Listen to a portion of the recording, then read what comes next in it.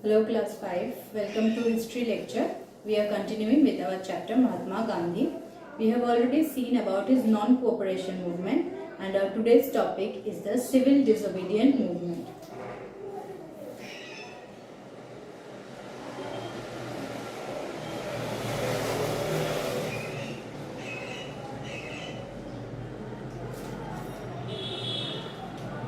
In the non-cooperation movement, we have seen that Gandhiji was willing to face any kind of hardship to challenge the British rule in India.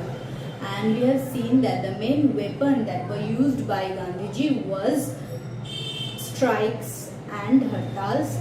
And also we see that in the non-cooperation movement, the two main sides of the movement was Swadeshi and boycott. Swadeshi means that acceptance of Indian goods, that was Swadeshi, and boycott means refusal of British goods. So Swadeshi and boycott were the two sides of the non-cooperation movement, and along with this we see that Gandhiji was following a path of non-violence, that is his movements were in a non-violent way. Without taking the path of violence, he protested against the British rule, and he was the first one, Gandhiji was the first one who gave the call to the women and the students to take part in the non-cooperation movement. So in the non-cooperation movement, we have seen that women and students take part, and the non-cooperation movement gained a huge popularity. And we see that in 1922, the Chauri Chaura incident took place.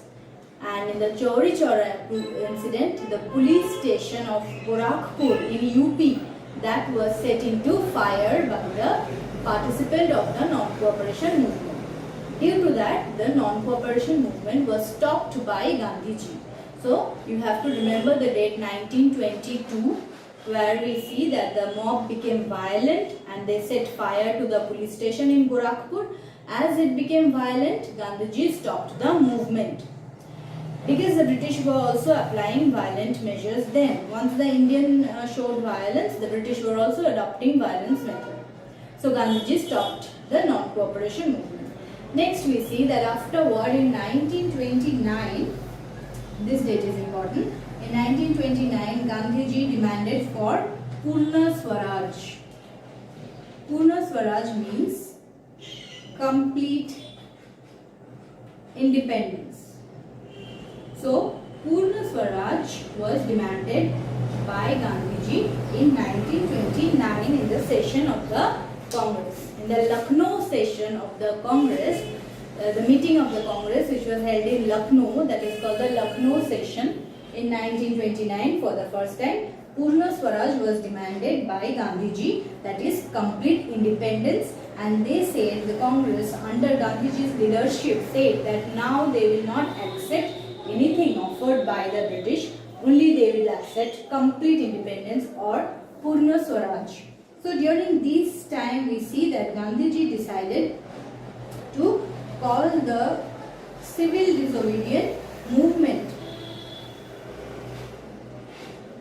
Why Gandhiji decided to start the civil disobedience movement? Because we see that during this time the British were not willing to accept the demand of complete independence by the Indian. So during this time we see that Lord Irwin was there, who wanted to sign a pact with Gandhiji, but they could not satisfy the Indian. They proposed some offers to the Indian, what offer they want to give to the Indians, that they proposed, but Indians were not satisfied. Gandhiji was not satisfied. So after the meeting with Lord Irwin, Gandhiji started the civil disobedient movement in 1930. So here we see civil disobedience. From the word disobedience, you can understand what it is. It is just to disobey the British law, not to obey, not to follow the British law. This was the movement where they started breaking the British law, and this is the disobedience. So breaking of different laws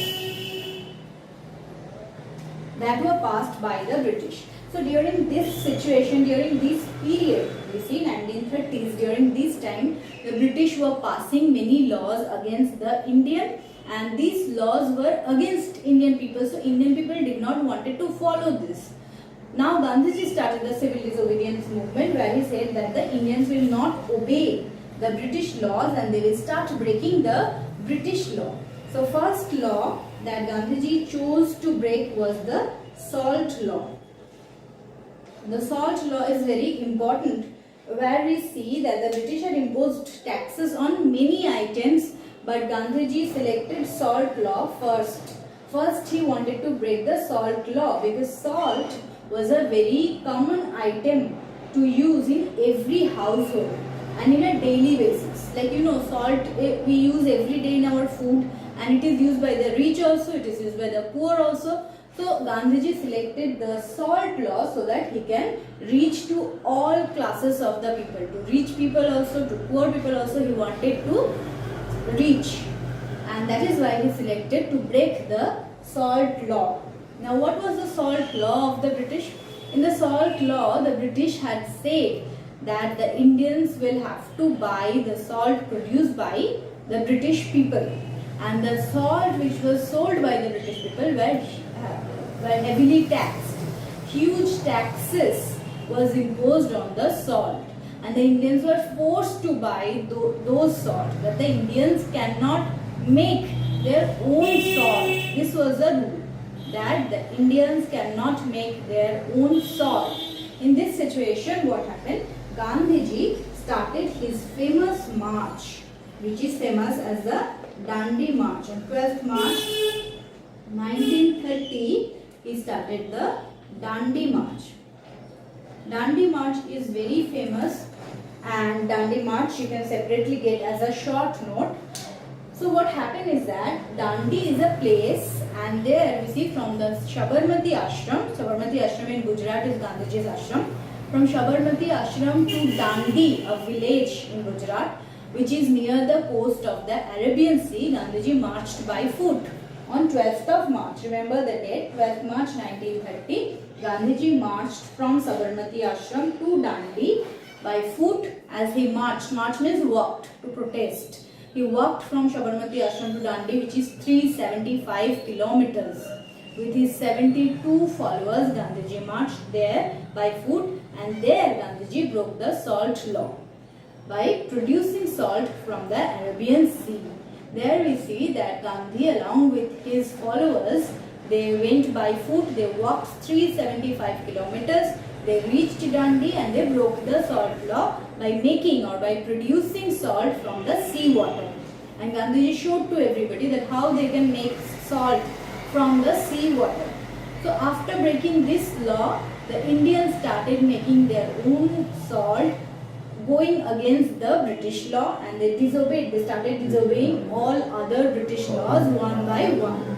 So in this situation, we see that the Dandi March became immense important because of this march was highly successful, because many followers joined Gandhiji and they started producing their own salt, and this shook the British government in India, because they were really scared and they wanted to do something but they don't have anything to do. Now the Indians are flouting their rules, Indians are not obeying to their rules, and in different places the Indian people are breaking the British law. So once the salt law was broken, one by one we see they are breaking different laws in different places. So this was the Dandi March, which is very important in the context of the civil disobedience movement.